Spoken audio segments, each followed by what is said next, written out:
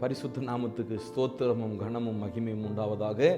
மறுபடியுமாய் உங்களை இந்த காணொளியின் மூலமாய் பார்க்கிறது மிகுந்த சந்தோஷமா இருக்கிறது. கர்த்தர் தாமே உங்களை இன்னும் அதிகமாய் ஆசீர்வதிப்பாராக. தேவ ஆசீர்வாதத்தை கேளுங்க. இன்னைக்கு இதுதான் பார்க்க போறோம். நீதிமொழிகள் 10வது அதிகாரம் ஸ்தோத்திரம் 22வது வசனம் இப்படியாக சொல்லுகிறது, கர்த்தரின் ஆசீர்வாதமே ஐஸ்வர்யத்தை தரும், அதனோடு கூட அவர் வேதனையை கூட்டார் என்று வேதம் சொல்லுகிறது. தேவ ஜனமே, கர்த்தருடைய ஆசீர்வாதமே உனக்கு ஐஸ்வர்யத்தை தரும். நீ வேலை செஞ்சா உனக்கு ஐஸ்வர்யம் கிடைக்கும் நினைச்சிராத. நீ ஒரு பிசினஸ் பண்ணா உனக்கு ஐஸ்வர்யம் கிடைக்கும் நினைச்சிராத. ஸ்தோத்திரம். நீ கஷ்டப்பட்டு நீ உழைக்கிறதுனால நீ ஆசீர்வதிக்கப்படுவோம் நினைச்சிராத. தேவ சமூகத்துல ஆண்டவர்கிட்ட மண்டிட்டு முழங்கால் படிட்டு, ஆண்டவரே என்னை ஆசீர்வதிங்கப்பா, அப்பொழுதுதான் நான் ஐஸ்வர்யவானாக மாற முடியும் என்று நீ கேள். ஆபிரகாம் மிகப்பெரிய ஐஸ்வர்யவானாய் இருந்தார். அவனுடைய மகன் ஈசாக்கு மிகப்பெரிய ஐஸ்வர்யவானாய் இருந்தார். யாக்கோபு மிகப்பெரிய ஐஸ்வர்யவானாய் இருந்தான்.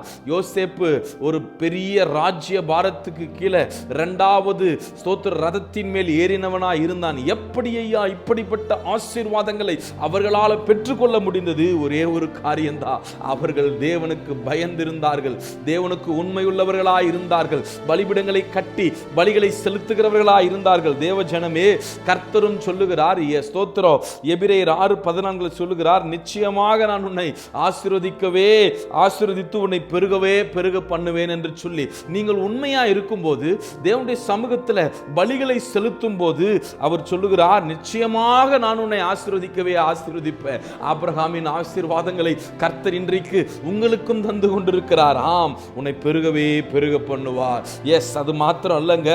ஆதியாகமம் 12:3 படி உன்னை ஆசீர்வதிக்கிறவர்களை ஆசீர்வதிப்பேன், உன்னை சபிக்கிறவர்களை சபிப்பேன். இதுதாங்க வாக்குத்தத்தம். அதனாலதான் நான் சொல்றேன், ஸ்தோத்திரம், நீங்க யாரையும் வாயை திறந்து சபிச்சிராதீங்க.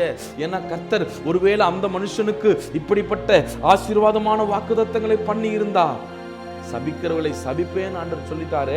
அதனால தான் இன்னைக்கு ஊழியக்காரங்க பெரும்பாலும் எல்லா சபைகளிலும் எல்லா கூட்டங்களிலும் சொல்லிக்கிட்டே இருக்கிறாங்க, யாரையும் வாய் திறந்து சபிச்சிராதீங்கன்னு சொல்லி.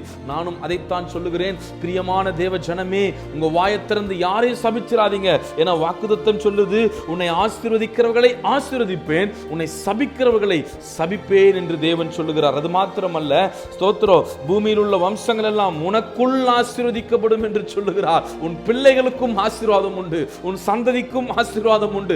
உனக்கு அடுத்து அடுத்து அடுத்து வரப்போகிற உன் தலைமுறைகளையும் கர்த்தர் ஆசீர்வதிப்பார், இதில் சந்தேகமே இல்லை.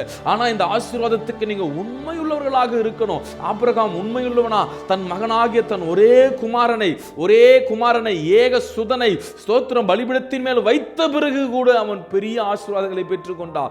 வைக்கும் போதுதான், பலிபீடத்தின் மேல நீ உன்னை வைக்கும் போதுதான் நீ ஆசீர்வாதத்தை பெற்றுக்கொள்ள முடியும். அதுதான் தேவன் ஸ்தோத்திரம் விரும்புகிற ஆசீர்வாதமாய் இருக்கும். உனக்கு தருகிற ஆசீர்வாதம் அதுதான். ஸ்தோத்திரம், என்னாகமம் 24:1 அதைத்தான் சொல்லுகிறார். ஸ்தோத்திரம், இஸ்ரவேலை ஆசீர்வதிப்பதே கர்த்தருக்கு பிரியம் என்று.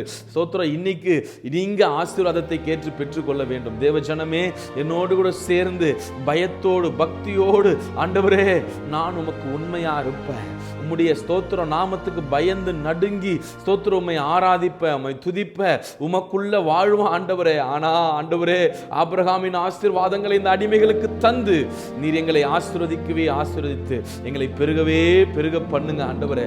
கேட்கிற யாவரும் இந்த ஆசீர்வாதத்தை பெற்றுக்கொள்ளட்டும் இயேசுவின் நாமத்தில்.